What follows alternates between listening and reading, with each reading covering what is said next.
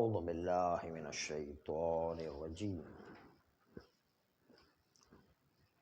بسم اللہ الرحمن الرحیم وبہ نستعین وہو خیر معین۔ دو فرض قبلی جس میں علم بتکلیف علم اجمالی ہو یا علم بتکلیف خبر معتبر ہو۔ خبر معتبر کی بھی دو قسمیں تھی، یا خبر معتبر آنے کے بعد انسان کو پتہ ہو کہ مولا اپنی تکلیف میں ڈٹ کر کھڑا رہے گا اور کسی طرح اپنے بیٹے کے قتل پر راضی نہیں ہے۔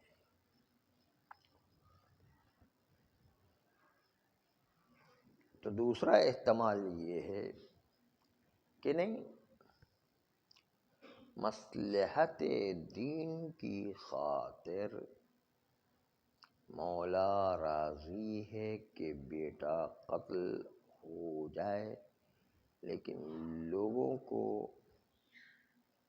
آسانی فراہم کی جائے، یا یہ کہ قانون کی پاسداری کی جائے۔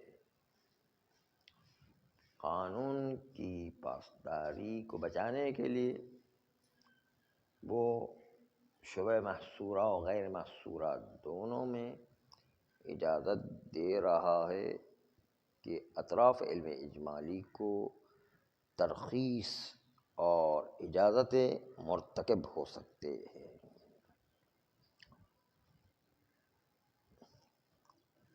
پہلی دو صورت تو گفتگو ہو چکی کہ قاعدہ اشتغال جاری ہوگا، چاہے علم اجمالی میں تکلیف ہو چاہے دلیل معتبر پہ تکلیف ہو، اور مولا نے اہمیت دی ہوئی ہے تکلیف کی۔ آج بحث اس میں ہے جو مورد سبوں میں، وہ یہ کہ مولا اس کو تکلیف لانے کے بعد اتنا اہم نہیں قرار دیتا ہے کہ ہر صورت میں اس تکلیف کو انجام دیا جائے، بلکہ مصلحتوں کے تحت اور کچھ جہات مصلحتی کی وجہ سے ممکن ہے بعض اطراف علم اجمالی کی اجازت دے۔ آیا اجازت دے سکتا ہے یا اجازت نہیں دے سکتا؟ جب دلیل معتبر خبر واحد قائم اجمالاً کہ یا زید مولا کا بیٹا ہے، یا عمر مولا کا بیٹا ہے، اور اس میں بھی دونوں میں سے کوئی ایک کافر حربی محظور الدم ہے، اس کا خون بہانا واجب ہے، تو ایک کو قتل کر رہا ہے، ایک کو قتل نہیں کرنا ہے۔ کیا ایک کو قتل کرنے کی مولا اجازت دے سکتا ہے؟ ولو کہ قتل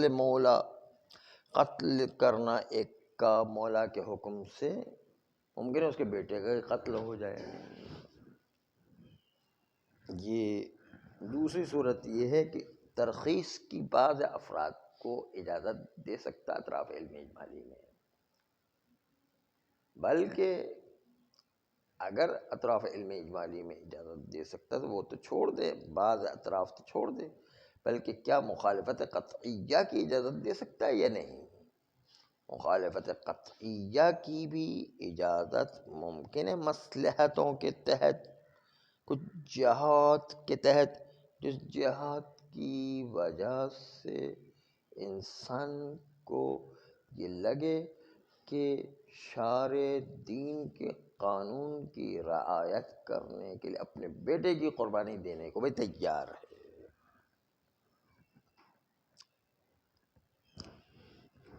آئیے اس مورد میں گفتگو کو آگے بڑھاتے ہیں۔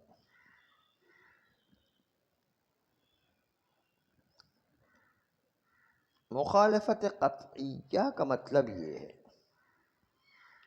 کہ مولا تمام اطراف شبہ تحریمیہ کو جائز قرار دے دے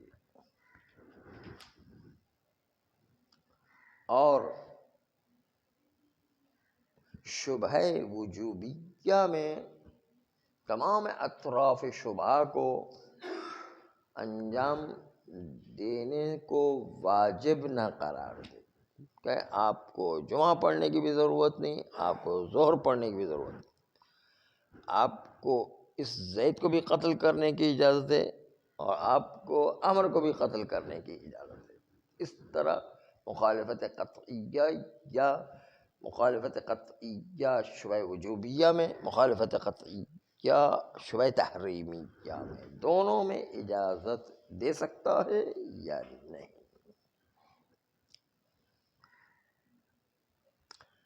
یا خمر مردد جو شبہ موضوعیہ ہے، ان میں سے کہے کہ تو میں سے کوئی ایک شراب ہے، کا اس کو بھی پینے کی اجازت ہے، اس کو بھی پینے کی اجازت ہے، بھائی ان کے پتہ ہے کہ ان دونوں میں سے یقیناً ایک شراب ہے، آیا مولا اس کی اجازت دے سکتا ہے؟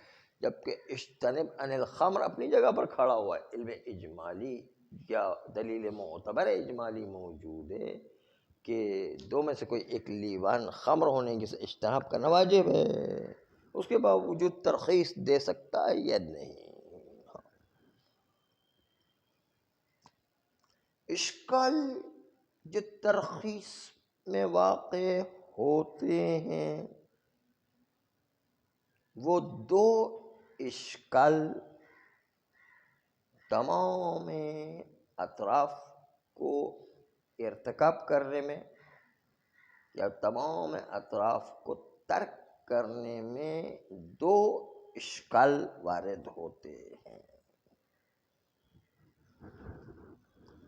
ایک طرف سے اجتنب عن الخمر کا اطلاق دلالت کرتا ہے کہ چاہے آپ کو علم تفصیلی ہو یا علم اجمالی ہو، خمر سے اجتناب کرنا ہے، شراب سے اجتناب کرنا ہے، اجتنب عن الخمر یہ کہہ رہے ہیں۔ تو دوسری طرف سے شارع کہتے ہیں کہ آپ ان دو لیوان میں سے جس میں کسی ایک کے اندر خمر ہونے کا یقین ہے، اس کے باوجود دونوں کو پینے کی اجازت دے رہا ہے، تو کیا ہو جائے گا؟ ہو جائے گا دو اشکال۔ اشکال اول یہ لازم آتا کہ جب شارع نے دونوں کو پینے کی اجازت دے دی بإن کے قیام حجت اس بات کے اوپر کہ خمر سے اجتناب کیا جائے،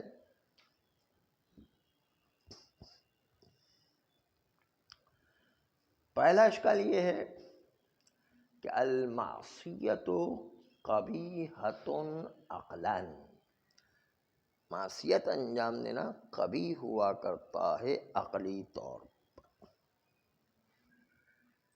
معصیت مولا انجام دینا عقلی لحاظ سے قبیح ہے، جس طرح اطاعت مولا حسن عقلی ہے، معصیت مولا قبیح ہے عقلاً۔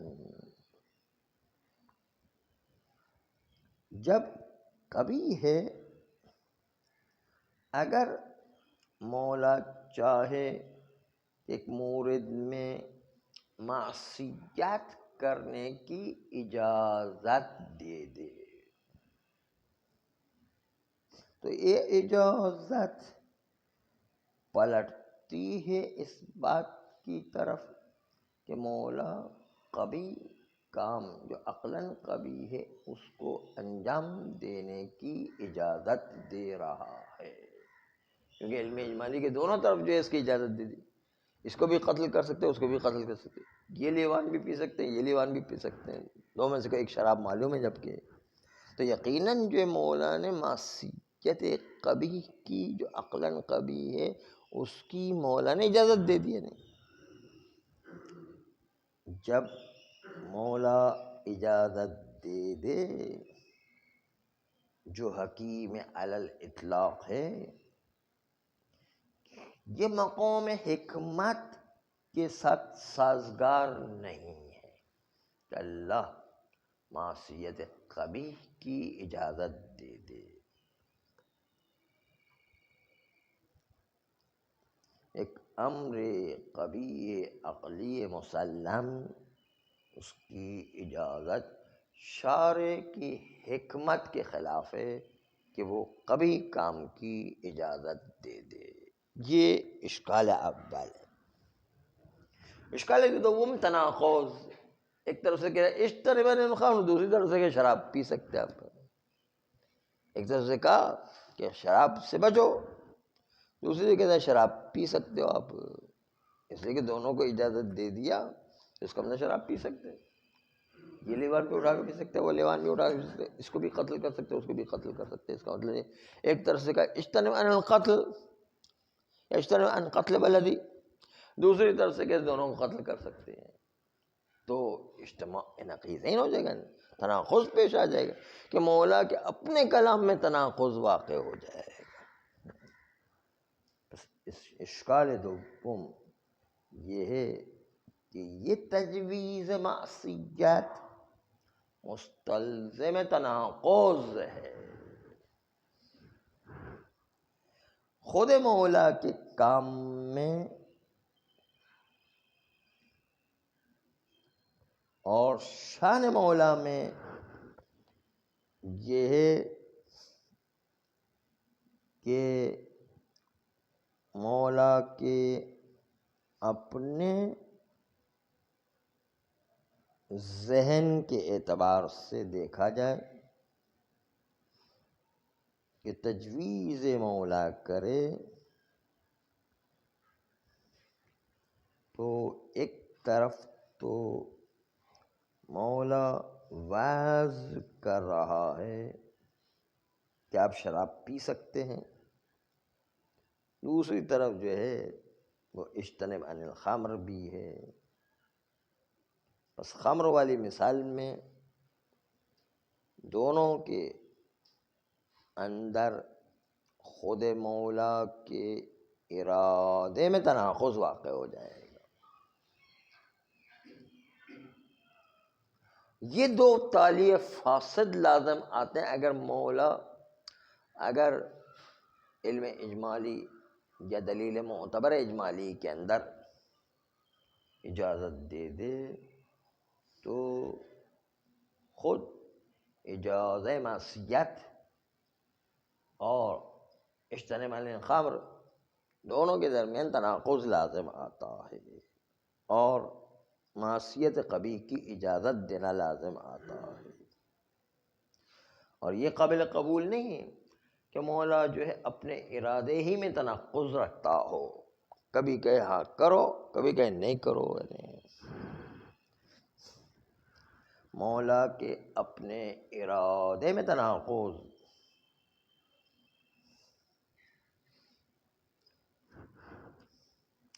ہم اس اشکال کے جوابات آپ کی خدمت میں پیش کر رہے ہیں، اس جوابات کو آپ کو خوب غور کرنا ہے۔ پہلے سادہ مثال دیکھیں کہ خبر معتبر قائم ہو گئی کہ اجتنب عن الخمر، کہ خمر سے اجتناب کرو، دوسری طرف سے علم اجمالی ہے دلیل معتبر کے ذریعے سے کہ یا یہ لیوان نجس ہے یا یہ لیوان نجس ہے، اور شارع دونوں کے ارتکاب کی اجازت دے رہا ہو کہ مخالفت قطعیہ علم اجمالی میں جائز ہے، اور شارع ایسا نہیں کہ راضی نہ ہو کہ کسی طرح بھی شراب نہ پی جائے، بلکہ مصلحتوں کے تحت اگر جو ہے بہت سختی دکھائے تو اس کے نتیجے کے اندر جو اسلام بڑا سخت تنگ مذہب نظر آئے گا، شارع نے کہا آپ کو آسانی جب پتہ نہیں ہے تو آپ جو ارتکاب کر سکتے ہیں۔ اس طرح شبہ بدویہ میں اجازت دی، شبہ بدویہ کی اجازت بھی اگرچہ کہ تناقض رکھتا ہے، ایک طرح سے واقع میں حرام ہو اور شبہ بدویہ میں جائز قرار دیا ہے تو تناقض تو وہاں بھی پیش آتا ہے۔ جس طرح آپ نے شبہ بدویہ میں شک تکلیف میں اصل برات جاری کی، یہاں پر علم اجمالی میں بھی جب شارع اپنے حکم پر ڈٹا ہوا نہیں ہے اور اہمیت نہیں دے رہا ہے، مصلحت اس کے مقابل میں زیادہ اہم ہے، اس کی بنیاد پر اگر ترخیص واقع ہو جائے دو میں سے کسی ایک کے لیے یا دونوں کے لیے، اور ترخیص کے مقابلے میں واقع کی مخالفت ہو جائے اور اس کے نتیجے میں ظاہری طور پر تناقض نظر آتا ہے، تناقض جو ہے واقع اور ظاہر میں، واقع میں حرام ہو لیکن ظاہر میں ہمارے لیے حرام نہیں ہے، اصل برات جاری کی ہوئی ہے۔ بس جو جواب آپ کا شبہ بدویہ میں تھا تناقض کا، جو جواب آپ کا معصیت کے ارتکاب میں شبہ بدویہ میں تھا، دونوں اشکال کا جواب جو آپ کا شبہ بدویہ میں پیش آتا ہے، جو آپ کا وہاں جواب ہے وہی جواب علم اجمالی میں بھی ہے۔ دونوں جواب میں کوئی ذرہ برابر بھی فرق نہیں ہے۔ بس اس بنیاد پر اگر آپ وہاں جواب دیتے ہیں حکم ظاہری اجازت ہے، حکم واقعی ولو حرام ہو، ان دونوں میں واقع و ظاہر میں کوئی تناقض پیش نہیں آتا کیونکہ ظاہر و واقع کا فرق ہے۔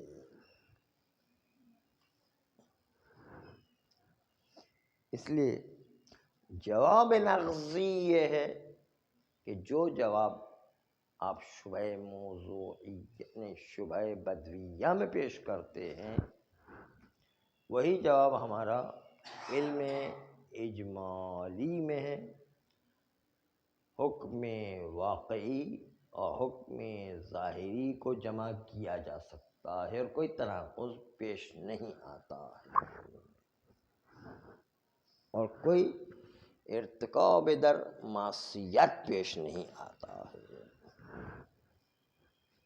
یہ تو جواب تھا جواب نغزی۔ اما جواب حلی کہ ہم کیوں ترخیص در معصیت اور مخالفت کی اجازت دیتے ہیں۔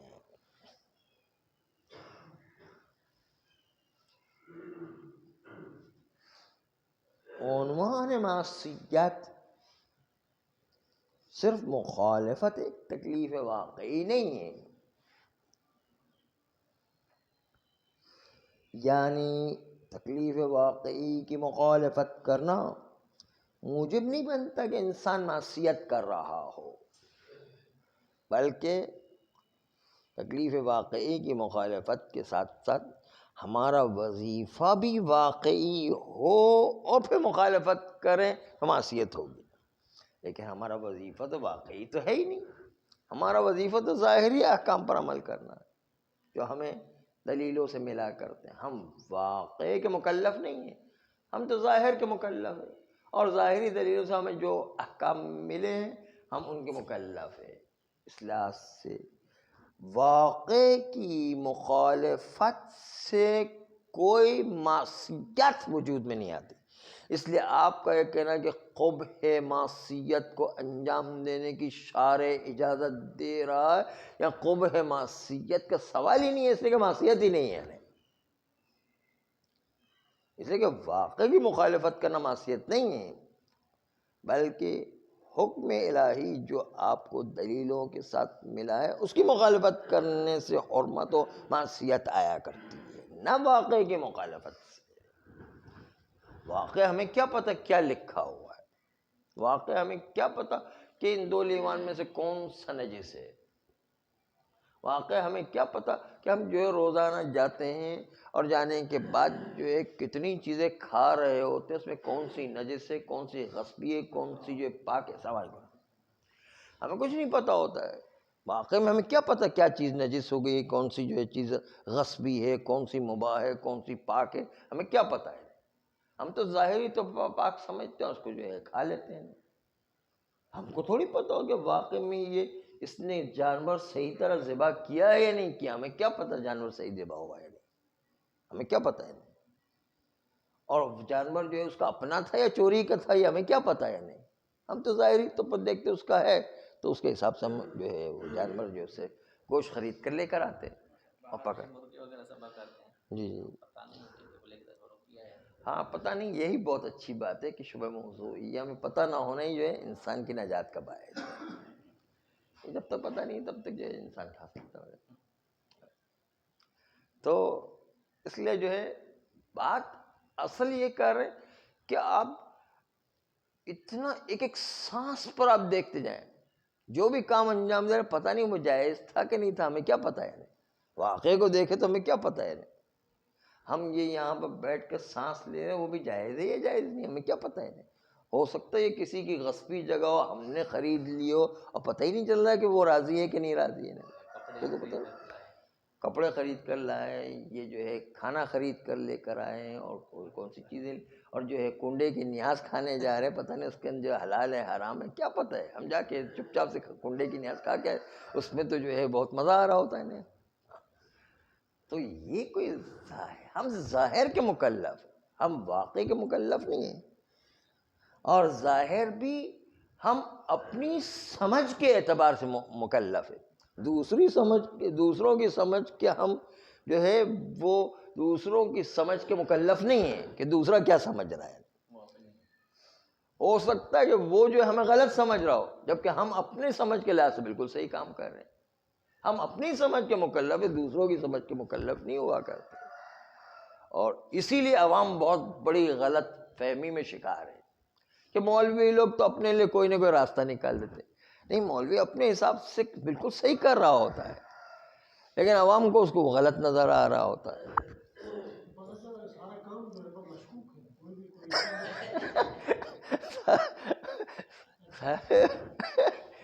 یہ بات حقیقت تو ایسی ہی ہے، کوئی پتہ نہیں ہے، لیکن ظاہر پر جو شریعت نے احکام دیے اس کے مطابق عمل کریں. حقیقت تو ایسے کہ کسی کو کچھ بھی پتہ نہیں ہے نا. ہاں لیکن جو شرعی نے احکام ہے اس کے مطابق ہم اسی ظاہر احکام پر عمل نہیں کریں گے تو گناہ گار ہیں. گناہ اس لیے جو پکڑے جائیں گے. ہم واقعی جو مکلف نہیں ہے، ظاہری تو جو ہمیں حکم دیے گا اس کے مطابق جو ہمیں عمل کرنا ہے. بہت سی چیزوں کی طرف انسان کی توجہ بھی نہیں ہوتی ہے کہ وہ حرام بھی ہو سکتا ہے نہیں ہو سکتا ہے، اور جو انسان غفلت میں بھی انجام دے رہا ہوتا ہے اور وہ بالکل جائز سمجھ لو. جیسے ایک مثال پیش کر رہے، ایک بوڑھا آدمی بیچارہ نہانے کے لیے گیا تو اس کا جو ہے کونے کا حصہ جو ہے بالکل خشک رہا، اس کو بیچارہ کو پتہ ہی نہیں چلا ہے.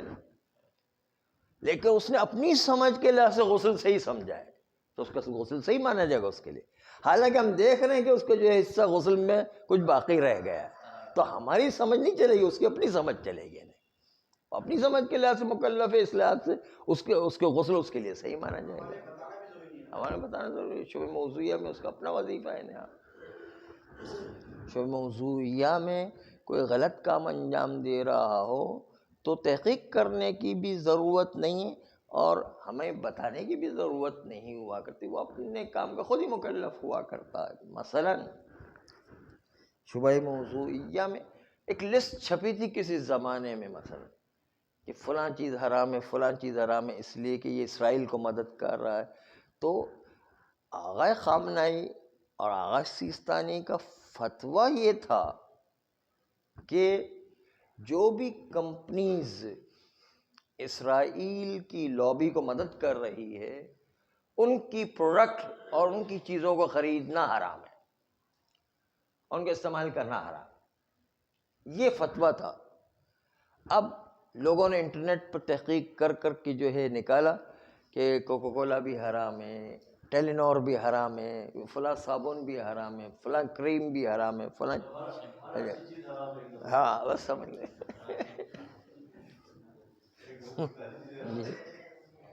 جو ایک شاعر صاحب تھے، انہوں نے کہا کہ جو ہے وہ کچھ چیزیں ڈاکٹروں نے حرام کر دی، کچھ چیزیں مولویوں نے حرام کر دی، ہم جو ساری اچھی چیزیں تو سب کی سب حرام ہو گئے، اب جو ہے بیکار چیزوں کو جو رکھا ہوا ہے ہم کس کس چیزوں کو پالے ہیں.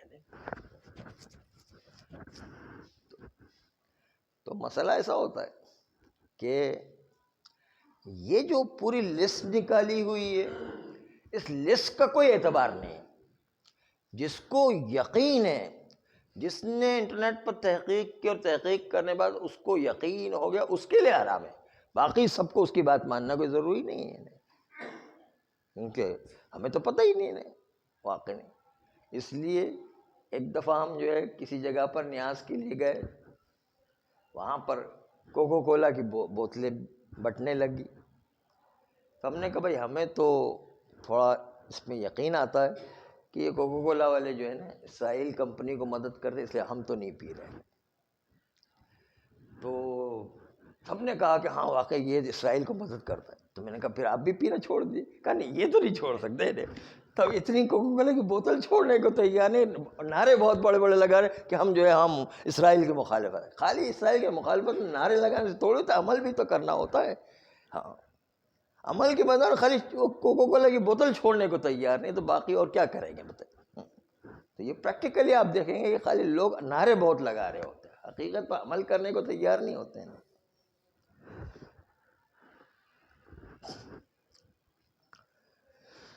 تو عرض کر رہے تھے کہ ظاہری اعتبار سے ہم شبہ موضوعیہ میں یا شک بدوی میں جس طرح اصل براعت جاری کر کے چیزوں کو کھا لیتے ہیں, واقع میں ممکن ہے وہ چائے جو ہم ہوٹل میں پی رہے ہیں وہ نجس ہو.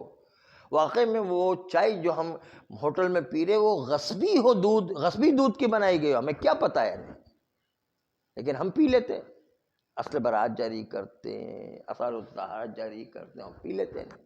اور سارے مراجع نے اجازت دی, اس لیے کہ ظاہری وظیفہ ہمارا یہ ہے کہ پاک ہے, ظاہری وظیفہ یہ ہے کہ حلال ہے, اس لیے ہم جو ہے استعمال کرتے ہیں. واقع میں نجس ہو سکتی ہے, واقع میں حرام ہو سکتی ہے, لیکن ہم واقع کے مکلف نہیں, ہم تو ظاہر کے مکلف ہیں.